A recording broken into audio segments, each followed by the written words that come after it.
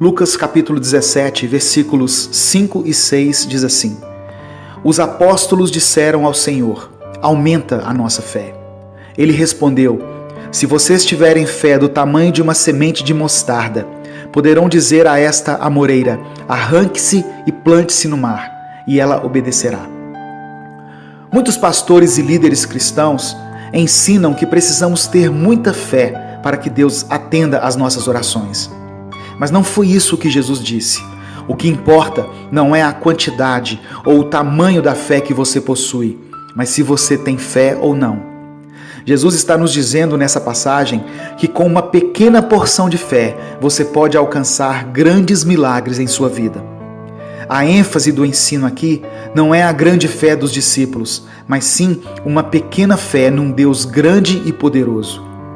Quando você for orar a Deus, ore com fé, crendo que Deus existe e que Ele recompensa aqueles que o buscam. Ainda que muitas vezes você não entenda a forma de Deus agir, creia que o Senhor vai responder às suas orações, como prometeu que faria. Tiago nos orienta a pedir com fé, sem duvidar, pois aquele que duvida é semelhante à onda do mar, levada e agitada pelo vento. Ele diz que quem duvida não receberá coisa alguma do Senhor. Temos que pedir segundo a vontade de Deus. 1 João 5,14 diz que esta é a confiança que temos para com Ele, que se pedirmos alguma coisa segundo a sua vontade, Ele nos ouve.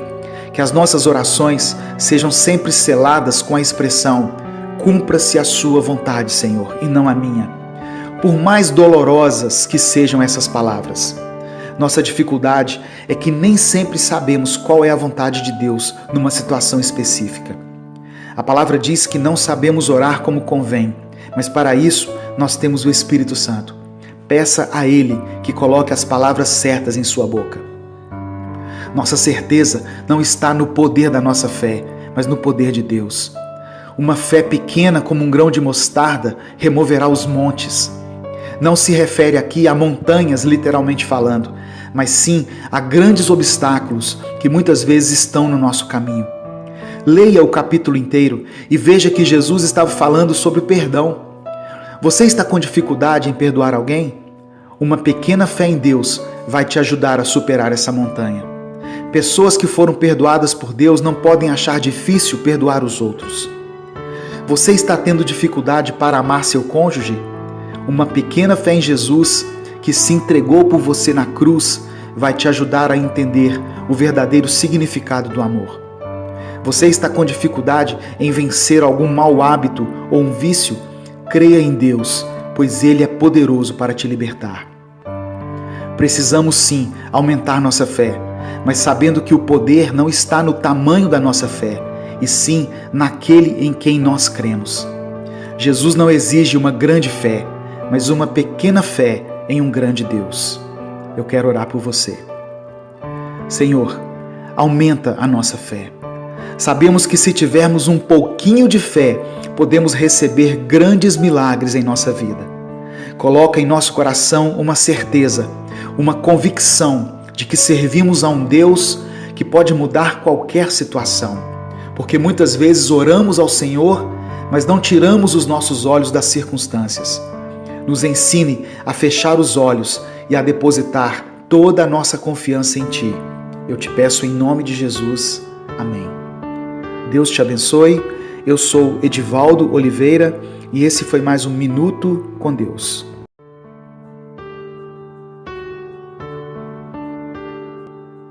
Salmos capítulo 4, verso 8 está escrito: Em paz me deito e logo adormeço, pois só Tu, Senhor, me fazes viver em segurança.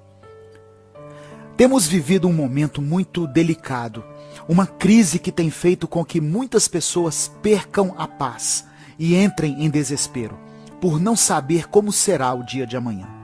A incerteza em relação à nossa saúde está ameaçada, e isso por si só já é motivo para que muitos percam o sono. Aliado a isso, estamos vivendo um tempo de crise financeira, onde muitas empresas já fecharam suas portas, muitas pessoas perderam seus empregos e outros tiveram sua renda diminuída em virtude da recessão na economia. em meio a essa crise, outras crises são geradas. Os relacionamentos na família, de forma geral, têm sido abalados por causa desse tempo de convivência exagerada que a pandemia nos impôs. Muitos acreditam que Davi escreveu o Salmo 4 durante a revolta de Absalão, o filho de Davi que começou a traçar planos para usurpar o trono de seu pai.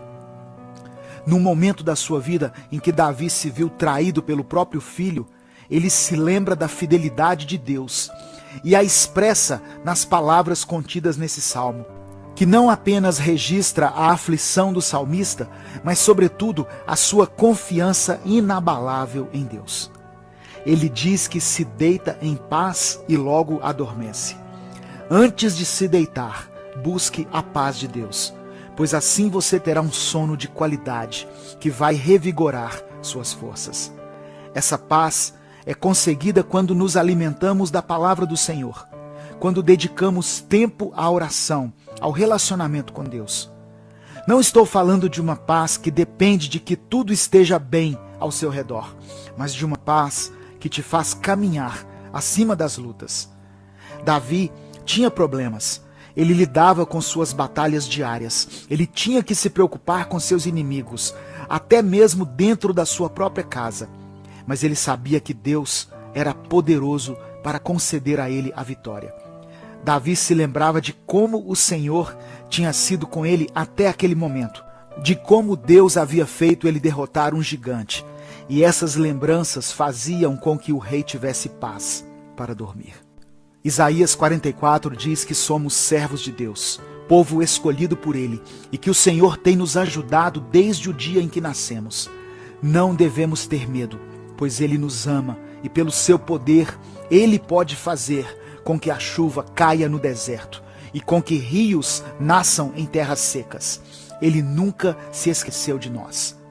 Quantas vezes Ele já nos livrou? Não será diferente agora. Tome posse dessa palavra. Eu quero orar por você. Senhor, nos dê a sua paz. Nos faça dormir tranquilos, com a certeza de que a nossa vida está em suas mãos. Sabemos que muitos problemas que estamos enfrentando vão nos acompanhar por um longo tempo. Por isso te pedimos força e sabedoria para lidar com eles.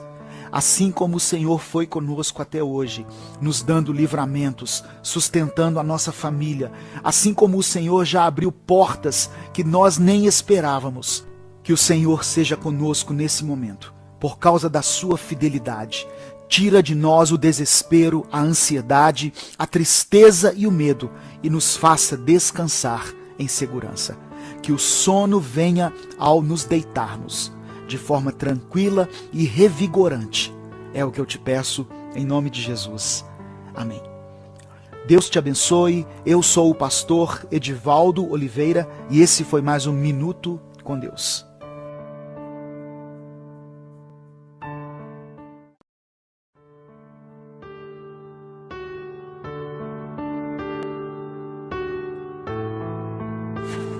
Segunda Coríntios capítulo 12, versículos 9 e 10 diz assim: Então ele me disse, a minha graça te basta, porque o poder se aperfeiçoa na fraqueza. De boa vontade, pois, mais me gloriarei nas fraquezas, para que sobre mim repouse o poder de Cristo.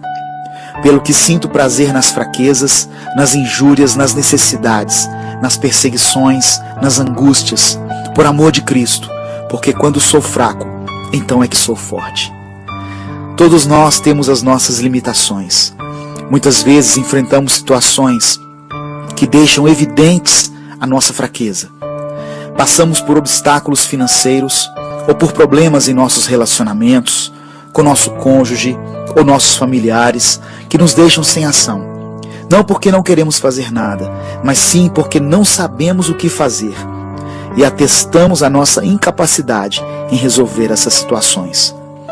Entenda uma coisa, Deus gosta de usar pessoas fracas, mas Deus quer usar pessoas que assumam as suas fraquezas, não aquelas que vivem se justificando, dando desculpas. Deus vê a nossa fraqueza como uma oportunidade para que Ele aperfeiçoe o seu poder em nós. Imaginamos que Deus somente está interessado em usar as nossas habilidades, mas Ele também quer usar as nossas debilidades. A palavra do Senhor diz em 1 Coríntios capítulo 1, verso 27, que Deus escolheu as coisas loucas deste mundo para confundir as sábias, e escolheu as coisas fracas deste mundo para confundir as fortes. Deus não permitiu as suas fraquezas por acaso. Ele quer que o poder dele se manifeste através da sua vida. Em Gênesis capítulo 12, Deus chama um homem que para alguns seria velho demais, chamado Abraão, para ser o patriarca de Israel. E ainda por cima, sua mulher era estéril. Quantas fraquezas numa pessoa só, mas o Senhor usa a vida dele para dar início a uma nação separada para Deus. Deus também permite que um menino de 17 anos, que as pessoas achavam que era jovem demais, enfrente um gigante e se torne o maior rei que Israel já teve. Enquanto as pessoas viam a fraqueza de Davi diante de Golias, Davi olhava para o poder de Deus que seria aperfeiçoado na vida dele. Não importa o quanto você se sinta fraco diante de tudo que tem acontecido na sua vida, Deus pode te fortalecer e te capacitar para lidar com qualquer situação que se levante contra você e contra a sua família. Ele é Deus e todo o poder pertence a Ele. Para Deus não existem impossíveis. Admita suas fraquezas, confesse as suas imperfeições. Deus vai usar a sua vida e te dar vitória sobre seus inimigos. Eu quero orar por você. Senhor, nós reconhecemos e nos alegramos na nossa fraqueza. Que o Senhor use a minha vida e a vida de quem está ouvindo essa palavra, pois eu sei que o seu poder se aperfeiçoa na nossa fraqueza. Toma a minha vida em tuas mãos. Eu coloco a seu dispor as minhas habilidades, o meu conhecimento e também as minhas deficiências e as minhas debilidades. Que eu aprenda a depender somente do Senhor e a não me tornar arrogante quando for usado pelo Senhor. Eu oro em nome de Jesus. Amém. Deus te abençoe. Eu sou o Edivaldo Oliveira e esse foi mais um Minuto com Deus.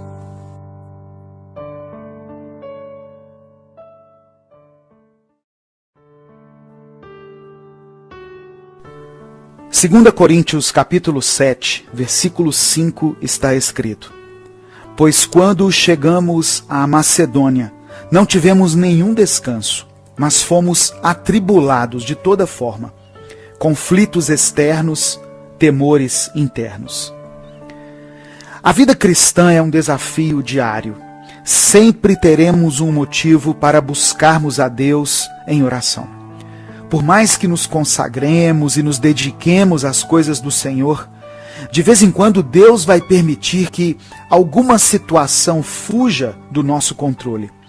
São os conflitos externos, que podem ser representados por um desemprego, uma crise financeira, uma enfermidade, um conflito familiar ou conjugal, ou qualquer outra situação desesperadora que você esteja enfrentando.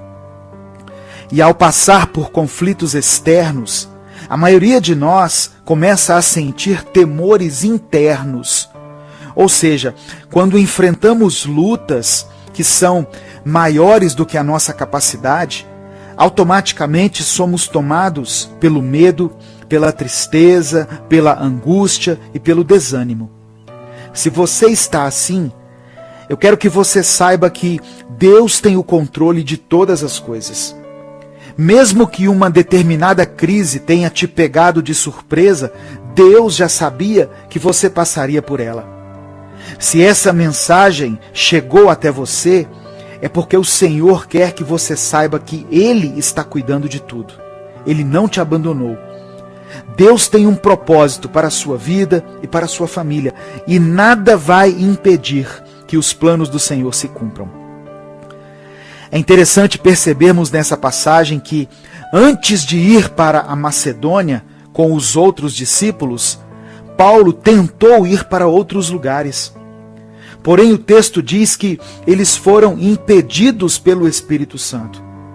E após tentarem ir para 2 lugares diferentes, eles concluíram que deveriam então pregar o Evangelho na Macedônia. Só que ali, depois de expulsar o demônio de uma mulher que dava lucro aos seus patrões por meio de adivinhações, eles foram perseguidos. E Paulo e Silas foram açoitados e lançados na prisão. Aquela que parecia ter sido a direção de Deus para a sua vida, trouxe para eles tribulações e adversidades. Mas mesmo assim, diante das perseguições e das lutas, eles não deixaram de louvar ao Senhor dentro da prisão. E à meia-noite, o milagre da libertação aconteceu. Um terremoto fez com que as estruturas da prisão se abalassem e as portas das celas se abriram. O que podemos aprender com esse episódio é que, mesmo que estejamos enfrentando conflitos externos e temores internos, ainda que você não esteja vendo a solução com seus olhos naturais, e mesmo que as correntes que te prendem pareçam ser fortes e inquebráveis, continue crendo nas promessas de Deus. No tempo certo, Ele vai agir, e você receberá a cura, a provisão, o alívio e a libertação. A paz vai voltar a reinar na sua vida e na sua família. Eu quero orar por você.